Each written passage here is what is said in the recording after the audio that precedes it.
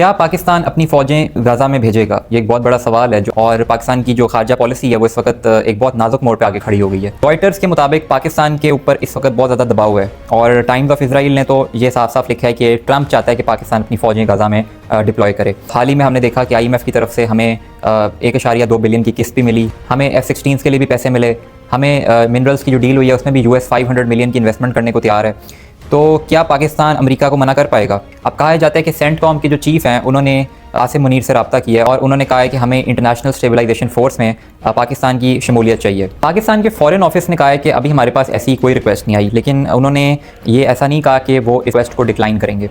अब वैसे तो ये जो पीस प्लान है ये यूनाइटेड नेशंस ने इंडोर्स कर लिया है, यानी कि ये फॉर्मली रिकग्नाइज हो चुका है और पाकिस्तान यूनाइटेड नेशंस के 40 से ऊपर पीस कीपिंग मिशंस में पहले भी शामिल हो चुका है और 2 लाख से ऊपर फ़ौजी भेज चुका है।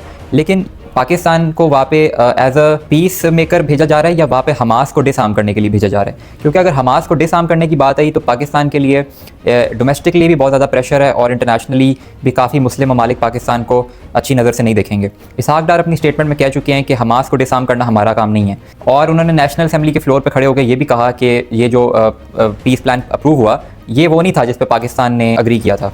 मैंने कैटेगोरिकली जो प्रेस ब्रीफिंग की फॉरेन ऑफिस में ट्यूसडे को, मैंने ये क्लियर कर दिया कि ये जो 20 पॉइंट जो ट्रंप साहब ने जो पब्लिक की हैं ये हमारे नहीं हैं। आपको याद रहे कि शहबाज शरीफ ने ये गाज़ा पीस प्लान जो है उसको वेलकम किया था। पाकिस्तान जो है वो इस चीज़ को किस तरह टैकल करेगा? हम देखते हैं आसिम मुनीर साहब इस वक्त अलग अलग ममालिक के दौरों पे हैं, इस वक्त भी वो सऊदी अरब हैं और शायद वो मशवरा कर रहे हैं और वो देखना चाह रहे हैं कि बाकी मुस्लिम ममालिक की क्या सेंटिमेंट्स हैं इसके ऊपर।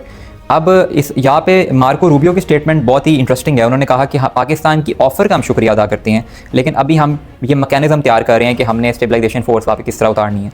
तो उनकी बात से तो ये जाहिर होता है कि पाकिस्तान विलिंग है अपनी फ़ोर्स वहाँ पे भेजने के लिए। लेकिन अगर पाकिस्तान अपनी फ़ौज गाज़ा में उतारता है तो इसके क्या कॉन्सिक्वेंसेज हो सकते हैं वो आप सबको पता है। हमारे मुल्क में इस वक्त TLP को बैन कर दिया गया है और TLP जो है वो वैसे ही इस चीज़ के बहुत ज़्यादा खिलाफ है। वो पहले भी US एम्बेसी प्रोटेस्ट करने जा रहे थे। इसके अलावा हमारे मशरिक़ और मगरिब दोनों में इस वक्त टेंशन्स चल रही हैं और PTI का प्रॉब्लम भी इस वक्त है। तो अगर आसिम मुनीर साहब ने अपने आप को CDF बना दिया है तो अगर कोई ऐसा डिसीजन वो लेते हैं और उसका कल को कोई फॉल आउट आता है तो सारी रिस्पॉन्सिबिलिटी उनके ऊपर ही आएगी, क्योंकि शहबाज शरीफ को किसी ने नहीं पूछना। तो क्या ट्रंप के फेवरेट फील्ड मार्शल उनका कहना मानेंगे और क्या वो ये रिस्क ले सकते हैं? ये तो अब वक्त ही बताएगा। To say my favorite field marshal from Pakistan who's not here, but in the field marshal, they have a field marshal. You know why he's a field marshal? He's a great fighter.